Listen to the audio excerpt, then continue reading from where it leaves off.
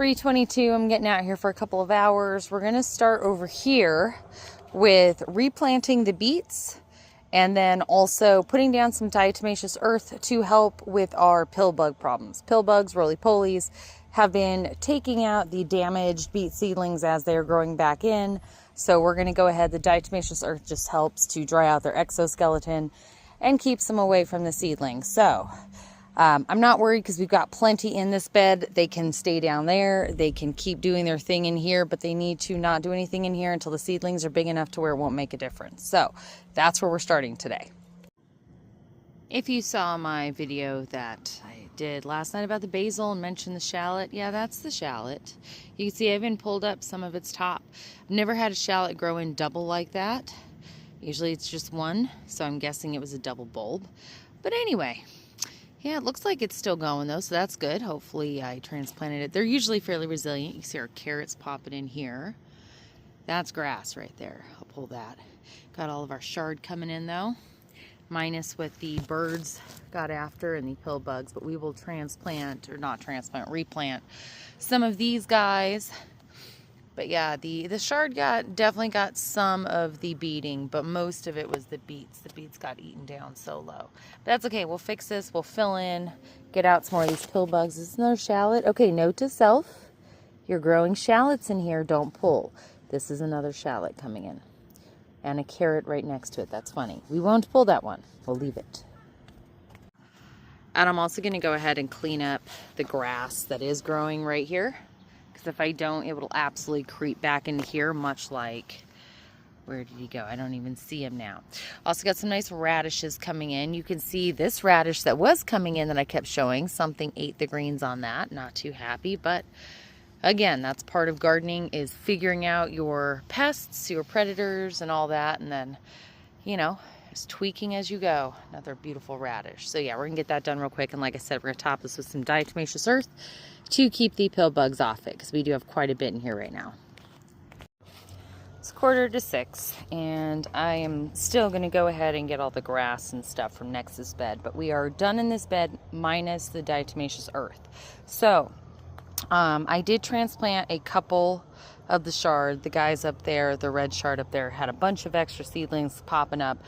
They don't mind when they're small, especially, and I've actually taken pretty big Swiss chard, separated them, and they've been fine, but they don't mind. So I went ahead and I did that with these. All the rest of them, I transplanted this guy too from up there. That's the orange.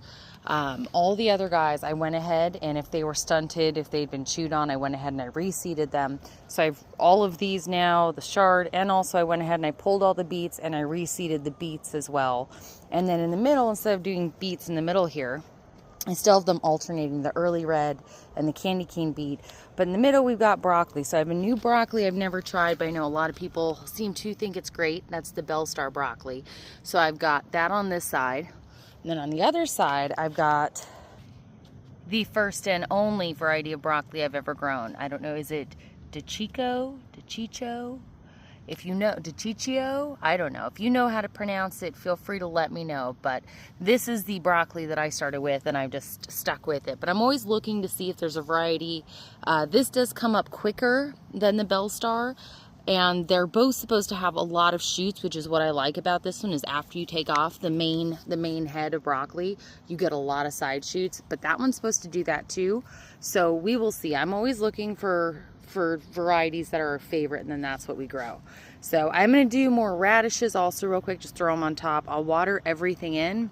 I'll refill the oyas. I'm going to let it dry, the soil dry a little bit, and then I'm going to sprinkle it with some diatomaceous earth.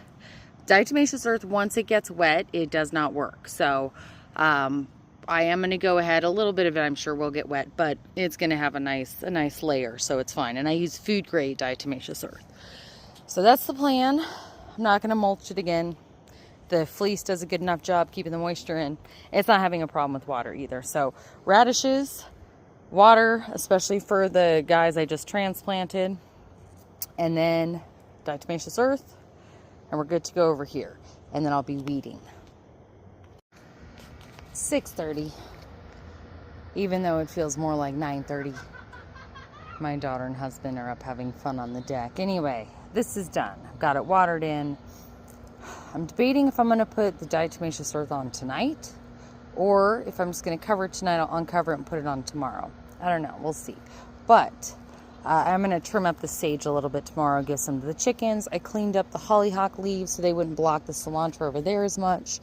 Deadheaded these zinnias and got them cleaned up, including, I also cleaned up this hollyhock with its leaves and took out a big branch of this guy so that these guys can start getting more sun. That's one of our other jalapenos, one of two that's in this bed. So I went ahead, because he hasn't been getting a lot of sun.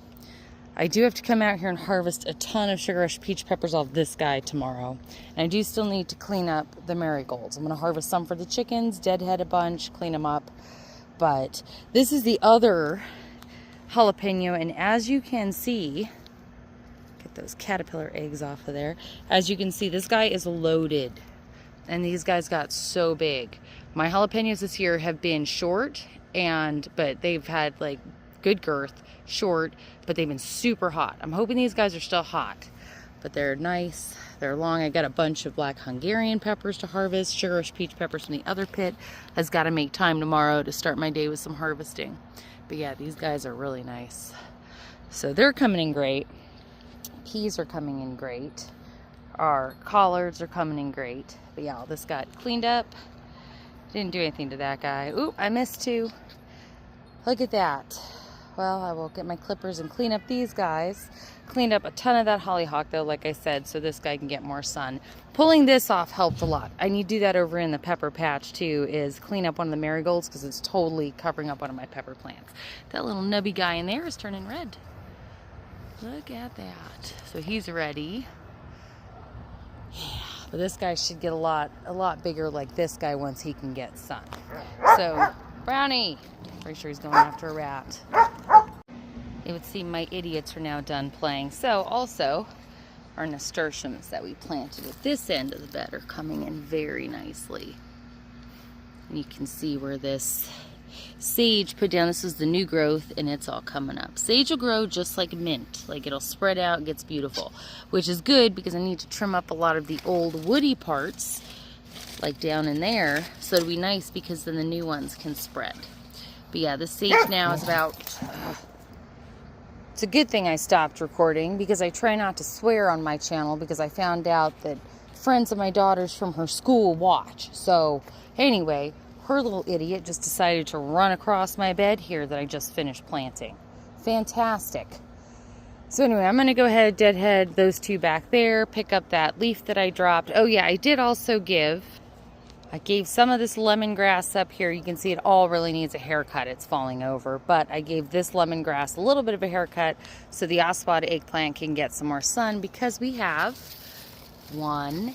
And then this guy is so heavy too. Look at that beauty coming in. He's nice and heavy. He's stunning. So we've got at least two. We've got a bunch of flowers on here.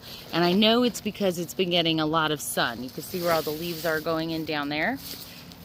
Because it gets a lot of sun from over that way now that we're getting into the more wintry time. It looks like that might actually be an eggplant coming in too. I wouldn't be surprised if we get a few on here right now because it's finally getting sun.